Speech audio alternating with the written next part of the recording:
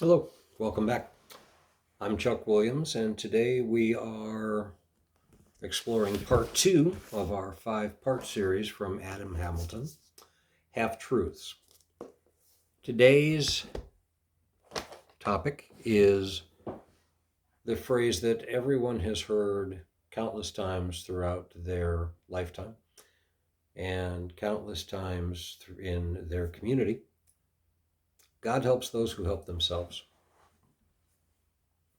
God helps those who help themselves. Now, what book of the Bible do you suppose the phrase comes from?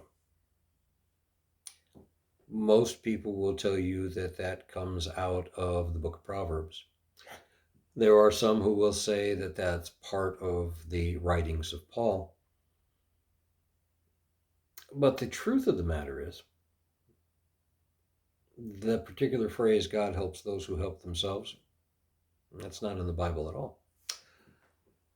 It's common belief in the U.S. that that's where you'll find it. There is a Christian pollster who is named George Barna. He did a series of polls, um, and he found a surprising number of Americans, north of 30% actually believe that God helps those who help themselves is one of the Ten Commandments. Moreover, when asked the question, 77% of all respondents believed and they strongly agreed with, or somewhat agreed with, the statement that the Bible teaches that God helps those who help themselves. The phrase even topped one poll of the most widely known Bible verses. Think about that. The phrase actually led the way of the most widely known Bible verses for a phrase that is not in the Bible. In that particular poll, 5% of American teens who responded said that they believed that God helps those who help themselves was the central message of the Bible. And what's truly amazing is that it's not even in there. So, God helps those who help themselves. Where did it come from? Did a little research, and what we found is that the phrase was actually first documented back in ancient Greece. The first historically documented use of the phrase was, the gods help those who help themselves. Made an appearance again around 1651. The writer George Herbert wrote in one of his collections, help thyself and God will help thee. Maybe the most famous of all would be approximately 1736. Poor Richard's Almanac, which most people will know from Benjamin Franklin, used the term God helps those who help themselves all the way back in 1736. So it's been part of the world's lexicon for quite some time. But the question today is that what God really wants you to believe? In this particular study, Pastor Hamilton says that this particular phrase is one that he would call a one-third truth. What does he mean by a one-third truth?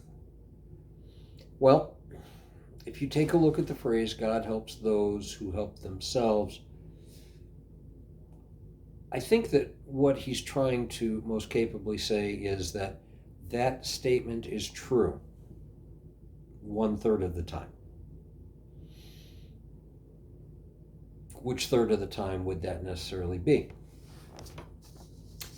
Well, if you take a look at your own life, take a look at the different fronts by which you need to take care of yourself. Most people understand that we need to eat right. We need to watch our diets. We should exercise regularly. We should try to abstain from any behaviors that could cause us physical harm. We understand we need to take care of ourselves physically, spiritually, mentally, emotionally, financially. We understand the concept of doing those things that are in our best interests.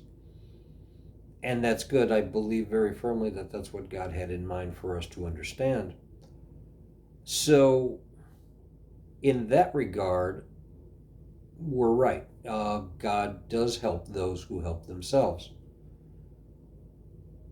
The problem is that that cannot be an all-encompassing statement. Take for an example, the child who is impoverished and is without, can that child be expected to help himself? Can that child be expected to provide his own meal? The blind man who is struggling, can that blind man be expected to work out his disability on his own and adapt? How about the widowed mother of 3 who just lost her husband to a heart attack, let's say? Is she really expected to pull herself up by the bootstraps and not allow herself or the children to endure any hardships? Is it realistic? I would say I don't think it's realistic. I think that a child cannot possibly be expected to take care of himself. He's a child, he's too young.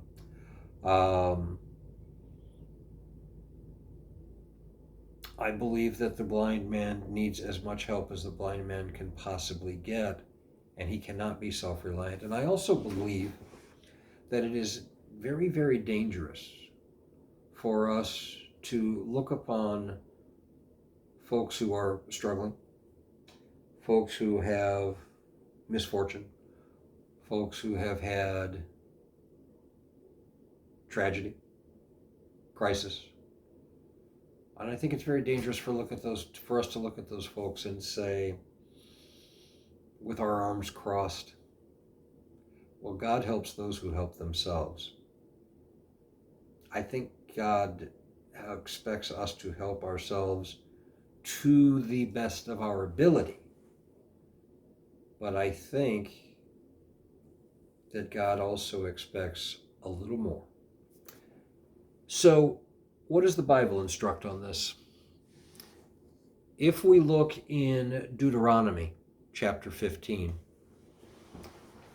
you will find that it says, "Open your hand to the poor and needy neighbor in your land." If we look in Proverbs, where a lot of people coincidentally believe that God helps those who help themselves came from, we will find the statement, "Whoever is generous to the poor lends to the Lord, and he will repay him for his deed." We look in Isaiah 58:10. "If you pour out your soul to the hungry and you satisfy the afflicted soul, then shall your light rise in the darkness." And what does Jesus say about God helps those who help themselves?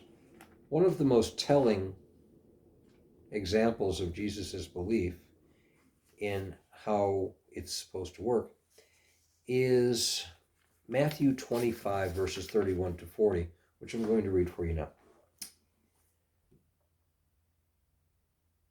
"When the Son of Man comes in his glory, and all the angels with him, then he will sit on his glorious throne. And all the nations will be gathered before him, and he will separate them one from another, just as a shepherd separates the sheep from the goats. He will put the sheep on his right and the goats on the left. And then the king will say to those on the right, 'Come, you who are blessed by my Father, inherit the kingdom prepared for you from the foundation of the world. For I was hungry, and you gave me something to eat. I was thirsty, and you gave me something to drink. I was a stranger, and you took me in. I was naked, and you clothed me. I was sick and you took care of me. I was in prison and you visited me. Then the righteous will answer him, Lord, when did we see you hungry and feed you, or thirsty and give you something to drink? When did we see you a stranger and take you in, or without clothes and clothe you? When did we see you sick or in prison and visit you? And the king will answer them, truly I tell you, whatever you did for one of the least of these brothers and sisters of mine, you did for me. So, Jesus comes directly out and says, help each other, help your neighbors, help your friends, help your community, help your society, help those who need help, which would tend to run contrary to the statement, God helps those who help themselves, thereby making God helps those that help themselves only about 1/3 true. God also, and Jesus also, as he instructs, appears to be telling us, help those who are afflicted, help those who are hungry, help those who are poor, help those who are suffering, help those who are grappling with tragedy, help the weak. So I think what the understanding needs to be that comes out of that is that, yes, we have a responsibility to help ourselves and to do the very best that we can to live in the way that God intended us to live and to do the things that take the best care of ourselves possible. But I think we also need to understand that we're all part of the chain. As we're all part of the chain, we've got to do the things that we can do to make sure that we are taking care of ourselves the way that we need to. But we also need to understand that God's expectation of us, as well as us to take care of ourselves to the best of our ability, is to also take care of each other and to do the things for each other that God expects us to do to help everyone achieve the peace that they seek to achieve. So that's two parts of the equation. What about the third part? What do we say about the person who is so deep in despair that they simply cannot find their way out? What do we do about the person who believes that his sins are so great that there is no coming back from that and there's no forgiveness for that? What do we do about that person? What do we do about the person who has suffered the throes of drug addiction or alcoholism to the point that they've lost every friend, that they've lost every family member's trust, that they've lost every opportunity, and they just cannot overcome their addiction? What of that person? Can we help that person? Can you help someone who's deeply in the throes of addiction directly? It's not the same as helping someone directly who needs you to bring them blankets or bring them a meal or give them an ear to listen to. These are folks who have lost hope. So the third part of the statement, God helps those who help themselves, perhaps is the third part of the equation is God's grace. So in God's grace,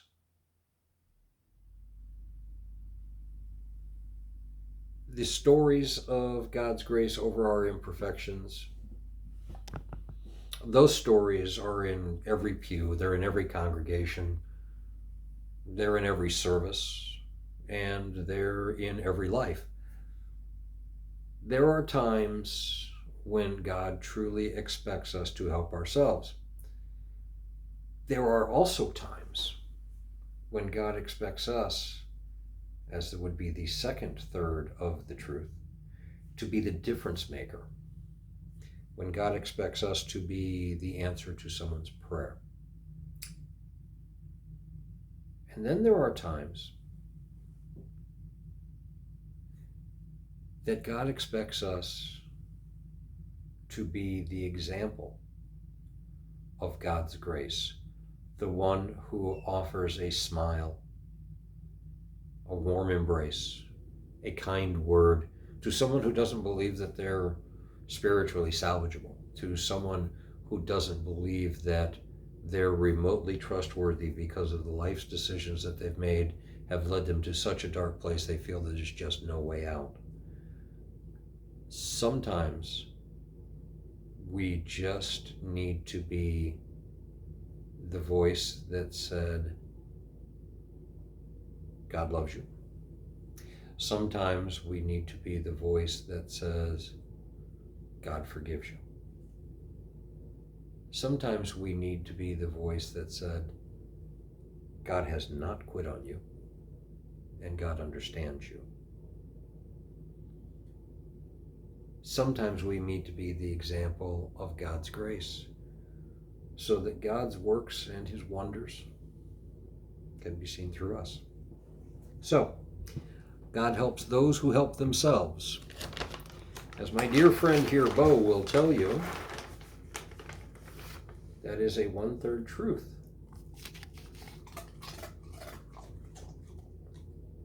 And my dear friend Bo will also tell you,